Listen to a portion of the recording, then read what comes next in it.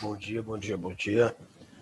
Só vou Bom aguardar mais dia. alguns minutinhos aí, ver se alguém mais entra, a gente já começa, tá bom? Belezinha.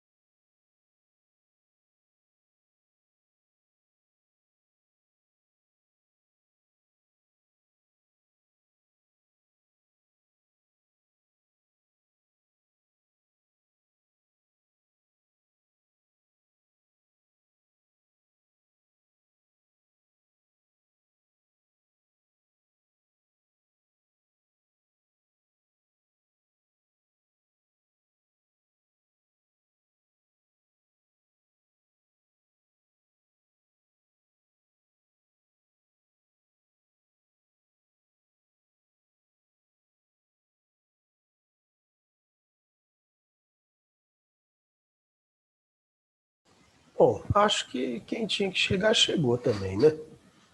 Chegar também um pouco mais tarde, pega no meio do caminho, né? Ô, rapaziada, é o seguinte, hoje eu começo com vocês um conteúdo da apostila 3, tá? Hoje eu começo, então, esse conteúdo novo aí, caminhando junto com a Priscila, tá? Ela começou a falar sobre ácidos para vocês e hoje nós começamos a falar sobre bases, tá? Bases. Ah, professor, mas e daí? O que tem a ver? Na verdade, tem tudo, tá? Tem tudo. Ah, mas por que tem tudo a ver? Porque é o seguinte, os ácidos, né, eles são compostos basicamente contrários às nossas bases, ou ainda, né, que são chamadas de hidróxidos, tá? Bases ou hidróxidos. Por que, professor, que eles são contrários? Os ácidos, né, segundo a definição de Arrhenius, eles liberam H+ em meio aquoso, enquanto que as bases, tá, nessa mesma teoria de Arrhenius, eles liberam OH-, tá? Ah, mas e daí? O que tem a ver? Na verdade, é tudo, porque nós vamos ver que quando você tem um ácido e uma base juntos, um acaba anulando o outro, né? Só que a palavra que a gente utiliza aqui não é anular, né, um acaba neutralizando o outro. Essa é a palavra correta que a gente utiliza. O ácido neutraliza a base e a base neutraliza o ácido. Inclusive, da reação dos dois, nós vamos dar origem a um novo composto, que é chamado de sal. Então, o sal vai ser um composto formado através da neutralização entre um ácido e uma base. Tá? É importantíssimo que a gente entenda isso um pouquinho mais para frente. Agora, a gente só precisa saber que são compostos, são compostos segundo Arrhenius,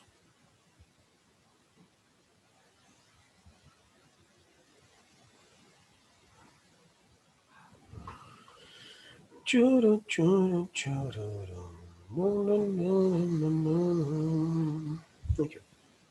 São compostos segundo Arrhenius que em meio aquoso, o que é isso, professor? Meio aquoso? Água, tá? Quando jogado na água. Que em meio aquoso formam como único ânion. O que é um ânion mesmo, galera? É um íon de carga negativa, né? Então são compostos que em meio aquoso formam como único ânion o íon OH-. Esse íon OH-, ele tem um nome. Na verdade, ele pode apresentar até dois nomes diferentes. Como que é o nome desse cara? O mais comum é que ele seja chamado de hidroxila. Ou ele pode ser chamado de oxidrila.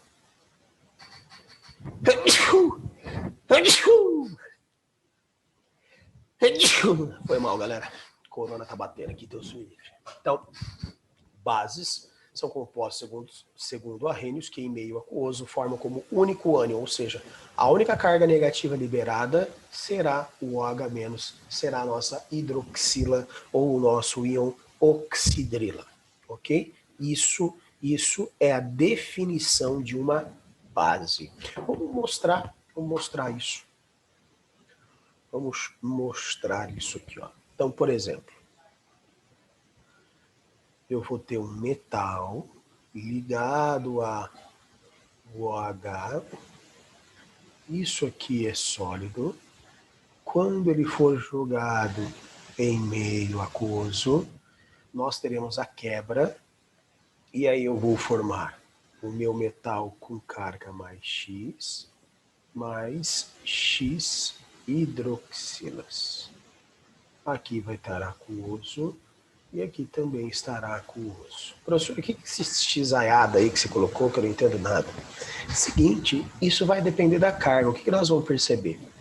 Que a quantidade de hidroxilas que a base vai ter vai depender da carga que o metal que você está utilizando tem. Por exemplo, se o metal for mais 2, quantas hidroxilas nós teremos? 2. Se o metal for mais 1, uma hidroxila, mais 3 hidroxilas, e assim por diante. Tá? Vou até colocar exemplos aqui para vocês. Ó. Vamos até colocar exemplos aqui para evitar probleminhas. Ai, professor, probleminha. Aqui. Vamos pelo mais famoso de todos, que é o hidróxido de sódio.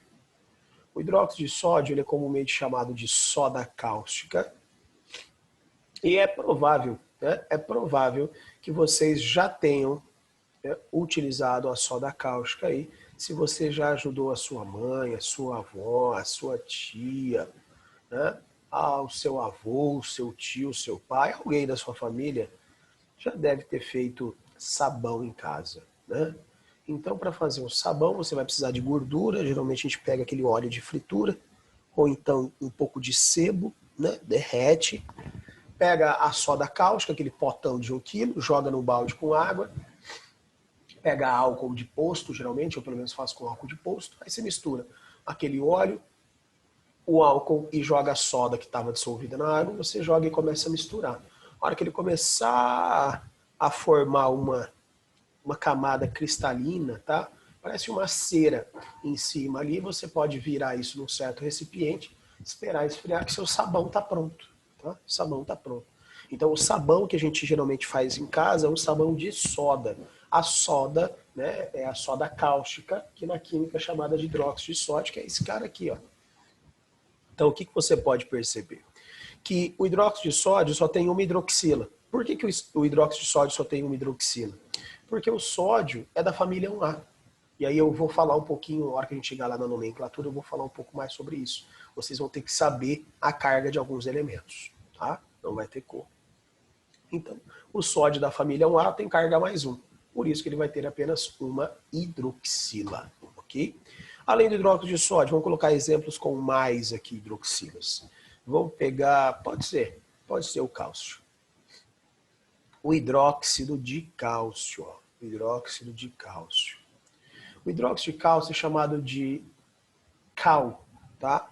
Cal apagada ou cal extinta, tá? A cal apagada ou cal extinta, ela pode ser formada, por exemplo, professor, vai rolar uma construção aqui em casa, né? E aí a galera tá aqui da construção, tá construindo, e eu resolvi dar uma olhada, ou eu vou ajudar alguém a construir, e aí você percebe que o cara vai fazer o cimento ou vai fazer o concreto, né, dependendo do que você for construir aí. E ele coloca cal, né, que é aquele pó branco, joga água, a hora que você joga água, aquele negócio começa a ferver, né? E aí ele vai jogando cimento, areia, se for concreto, joga pedra e mistura. O que acontece? Quando o cara joga o cal, o que é cal? Nós vamos ver que é um óxido. Por que chama cal? Chama cal porque a fórmula dele é o cal. C-A-O, cal.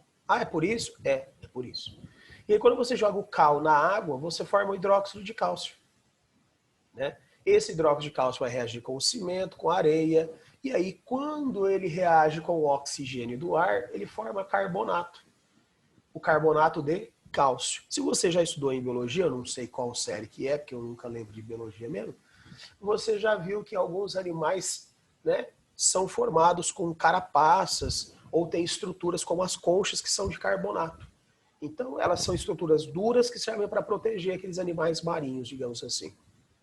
É o que vai ser formado lá na parede da sua casa, tá? É o que será formado lá para você, beleza? Então, hidróxido de cálcio. O cálcio já é elemento da família 2A, já tem 2H+. Você pode perceber aqui que ele já teve 2 hidroxilas.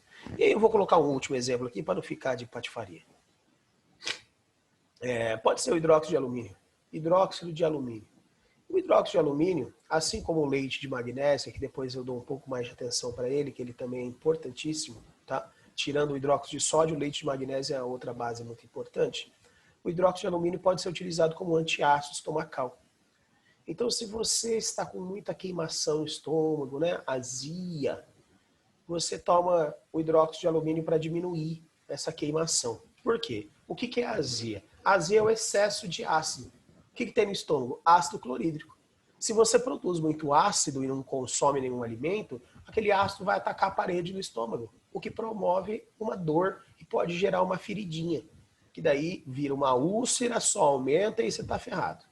Então, o que as pessoas fazem? Começa a ter muito ácido, elas tomam um antiácido para neutralizar. Lembra que eu falei no começo da aula? Neutralizar. O que é neutralizar? É anular. Então, a base vai neutralizar o ácido e vai parar a queimação do seu estômago. Tá? Pode ser utilizado aqui o hidróxido de alumínio. Ele tem carga mais 3. Está na família 3A mais 3. Por isso que ele tem 3 hidroxilas. Tá? Então, aqui são alguns exemplos de bases sofrendo essa quebra. Inclusive, essa quebra, eu quero que você anote para mim. Essa quebra que acontecia lá nos ácidos, ó, por exemplo, HCl forma H+, mais Cl- em meio aquoso. Como é que isso era chamado? Isso era chamado um processo de ionização. Ionização. Aqui nas bases não é esse nome, tá? Aqui nas bases é chamado de dissociação. Dissociação iônica. Por que é chamado de dissociação iônica, professor? Porque eu tenho compostos iônicos. O que são compostos iônicos? São metais ligados a metais, tá? Tanto é que eu coloco aqui para você, ó, metal ligado a hidroxila, beleza? Qual o problema? Que tem exceção, né? óbvio. Ah, mas são várias? Não são várias, tá? É uma só. Inclusive, ela é especial porque ela vai aparecer em diversos casos, que é o hidróxido de amônio. E aqui já gera uma confusão com o nome, tá? Amônio, amonia, o que é, né? O hidróxido de amônio, na verdade, ele é aquoso. O que vai acontecer com o hidróxido de amônio? Ele vai formar o NH4+, e vai formar o OH-. Tá? Ela é a única base molecular. Pode até anotar, ó. Base molecular. Professor, o que significa ser molecular? Molecular significa dizer que ela faz ligação covalente. Tá? Covalente. Que ela não vai ter ligação iônica, ela vai ter ligação covalente. Ela não é formada por metal. Então, ela é a única base molecular que a gente tem. Tanto é que o fato dela ser a única base molecular vai fazer com que ela seja a única base que tenha baixa temperatura de ebulição. Ou seja, vai falar que essa base ela é muito volátil. Professor, o que é algo volátil? Algo volátil é algo que evapora muito facilmente. Quer ver um exemplo? Perfume. Perfume é muito volátil. Quando você abre um frasco de perfume, se não for aquele de espirra-espirra, você sente o cheiro muito fácil. Por quê? Porque ele está evaporando facilmente. Por isso que você sente o cheiro. Outra coisa que é volátil, acetona. Né? Geralmente as meninas, mas se você é menina e pinta sua unha não tem problema nenhum, eu também já pintei quando eu era moleque, passava uns esmalte preto aí para causar na sociedade. Acontece o seguinte, quando você abre o frasco de acetona, se você deixar ele com a tampa aberta, cara, rapidinho ele começa a evaporar. Tanto é que algumas pessoas guardam acetona na geladeira. Ah, tá errado? Não tá, né? Não tá. Porque você deixa ele numa baixa temperatura, você dificulta com que ele comece a evaporar, tá? Então, a acetona é muito volátil, evapora facilmente. Aqui, o hidróxido de amônio, pode até anotar esse nome aqui, depois a gente vai ver de novo. Então, se não quiser anotar também, não tem problema. Hidróxido de amônio, tá? É importante que você não confunda com amonia, tá? Quem que é amonia? Amônia é o NH3. Isso é amonia. Quando tem NH4 é amônio. Inclusive, esse hidróxido de amônio, ele pode ser escrito de uma forma diferente. Por quê, professor? Porque, na verdade, o hidróxido de amônio ele só vai existir em água. Por quê? Presta atenção aqui. Porque o hidróxido de amônio, ele vai ser uma solução em equilíbrio. Ó, vou até colocar uma coisa nova aqui para vocês. Professor, duas setas? Isso, vai e vem. Vai e vem. O que essa seta vai e vem mostra pra gente? Que a reação está em equilíbrio. Tá? O que significa estar em equilíbrio? Significa dizer que o reagente forma produto e o produto forma reagente. Tá? E essa reação ela vai para qualquer sentido. A gente vai ver isso lá no terceiro bimestre do segundo ano. Aqui não é importante por enquanto. Tá? Aqui não é importante. O importante é que você saiba que o hidróxido de amônio ele só existe, na verdade, quando tem amônia dissolvida na água. Se eu tiver amônia dissolvida na água, eu formo hidróxido de amônio. Caso contrário, não. Então, por que ele é muito volátil? Porque ele sofre decomposição. Tá? Vocês já devem ter visto com a Priscila que o ácido carbônico sofre do mesmo problema. O ácido carbônico ele se decompõe em água e em gás carbônico, que é aquele das bebidas gaseificadas. Abriu a tampinha, o que faz? Por que faz? Porque o ácido carbônico que está lá dentro, ele sofre decomposição em água e gás carbônico. E aí o gás carbônico vai escapar. E aí faz aquele barulhinho na tampa. Ok? Aqui nessa base é bem parecido. Só que daí ao invés de formar água e CO2, aqui a gente forma água e amônia. Tá? Ok? Tanto é que tem muito material que você pode encontrar por aí que diz o hidróxido de amônio, na verdade, não é hidróxido de amônio. O hidróxido de amônio, na verdade, é um equilíbrio entre água e amônia. Pode ser, pode ser.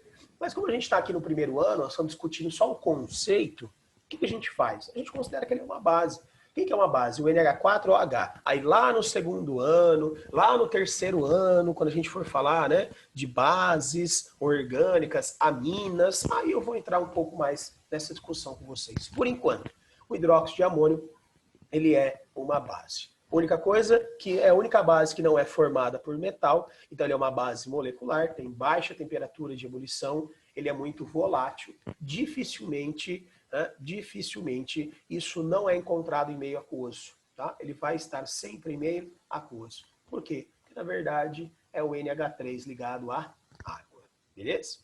As outras bases, professor, as outras bases sofrem dissociação iônica. Por quê? Porque são compostos iônicos. E o que a gente precisa lembrar sobre os compostos iônicos? Que eles têm alta temperatura de fusão e ebulição. Então, eles não serão voláteis. Eu posso pegar um frasco de NH4OH, abrir e eu vou sentir aquele fedozão. Se eu deixar aberto, vai ficar só água. Se eu pegar um frasco de soda, eu não vou sentir um fedozão, né? Só que também é perigoso. Por quê? Porque a soda cáustica, principalmente, ela é higroscópica, tá? Higroscópica. O que é isso, professor? Ela atrai água com muita facilidade. Tanto é que em laboratório é muito chato pesar isso daqui.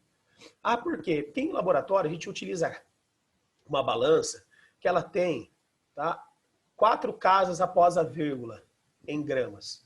A gente chama isso de balança analítica, tá? Alguns laboratórios que não são tão precisos assim, utilizam só 3 casas após a vírgula, é chamada de semi-analítica. Mas qualquer laboratório que faça análise, tá, ele precisa ter essas 4 casas após a vírgula para ter uma exatidão muito grande na sua análise, ok? E aqui, para pesar essa soda é muito chato. Por quê? Ela vem, não sei se você já viu, aquele chocolatinho que o pessoal compra para fazer receitas, para fazer cobertura, que ele não vem em barra, ele parece umas gotinhas, mas sem a parte de cima, tipo aquela gotinha da Hershey's, só que sem a parte de cima, né? Ela vem naqueles disquinhos, digamos assim. A soda é igualzinha, tá? Ah, mas a de mercado não. A de mercado é porcaria. A de laboratório não. E vem naqueles disquinhos. Cara, você abre a sua balancinha, tá? Para quem nunca viu uma balancinha de laboratório. Ah, como é que eu vou conseguir desenhar isso aqui?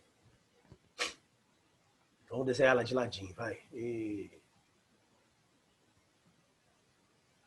Ficou ruim, professor. Pois é. É que eu quis fazer ela em 3D. Mas tá bom. Ela é mais ou menos assim, tá? Aqui ela vai ter uma maçaneta e essa portinha ela é toda de vidro fechada. Essa portinha de vidro ela é de correr. Então você consegue arrastar ela para o lado para abrir, né? Aqui tem um mostrador digital, aí aqui tem um pratinho. Você coloca aqui um papel ou um pote, né? E zera a balança, que a gente chama de tara, vamos tarar a balança. E aí você começa a colocar soda, que vem nessas pastilhazinhas assim, ó, bem bonitinha.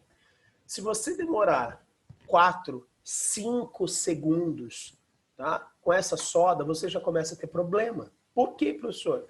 Porque você percebe que ela fica toda molhadinha aqui em cima. O que ela está fazendo? Ela está puxando água, né? Ela está puxando água. Se você colocar o dedo nela, ela está toda melada. Porque a soda tem essa característica de atrair essa água. Ah, isso é um problema? Cara, para laboratório, muito problema. Porque você começa a puxar água. Então, muitas vezes você pesa lá 1,0252 gramas. Na verdade, você só pesou 0,004. O que aconteceu com esse restante? Cara, esse restante foi água, né? Esse restante foi água. Então, ele é muito trabalhoso, né, em laboratório. Tanto é que quando a gente utiliza soda em laboratório, depois a gente faz uma outra reação com ela para ter certeza da concentração que ela está. Tá? Ela é bem trabalhosinha. Agora, no dia a dia, quando a gente compra aí para jogar na patente, que não deve ser feito, né? Primeiro, se o encanamento for muito fino, for de má qualidade, a cola utilizada, você pode descolar esse cano com a alta temperatura que você atinge, vai dar ruim. Né?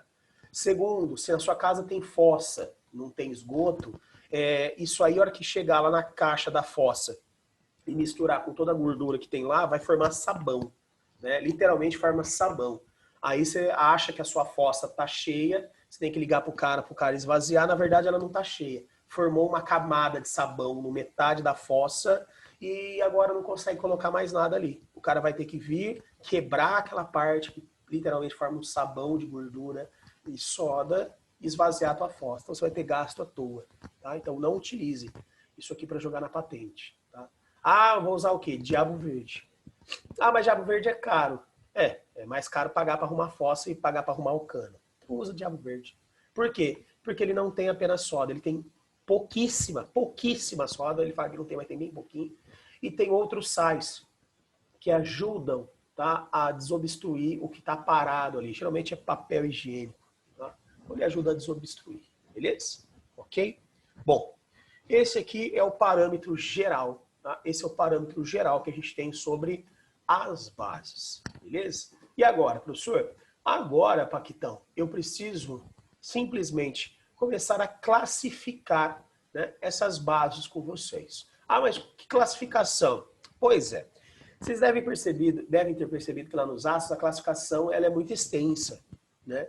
Ah, tem oxigênio, não tem? Quantos elementos que tem? A força, volatilidade, né? Ixi, é uma trabalheira da pichorra. Tá? Quantos H+ que ele libera? É complicado. Aqui já é bem mais simples. Aqui nas bases é bem mais simples. Você tem que saber 2 classificações e só. Qual que é, professor? A da força, se ele é forte, fraco. E não tem moderado aqui, tá? Nem tem moderado. Aqui é forte ou fraco, acabou. E você tem que saber o número de hidroxilas que a base libera. Ponto. Sabe disso? Sei. Acabou, tá? Sabe isso? Acabou. Tranquilo? Fica na paz que é bem mais fácil, tá? Fica na paz que é bem mais simprão. Anotem aqui, ó. Classificações.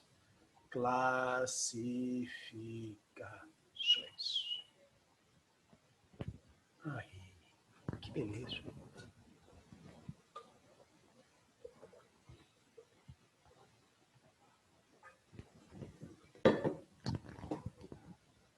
Vamos começar. Ah, tem a da solubilidade também que eu não falei, esqueci, verdade. Tem a da solubilidade, essa aqui é nova. Essa não tem lá nos ácidos.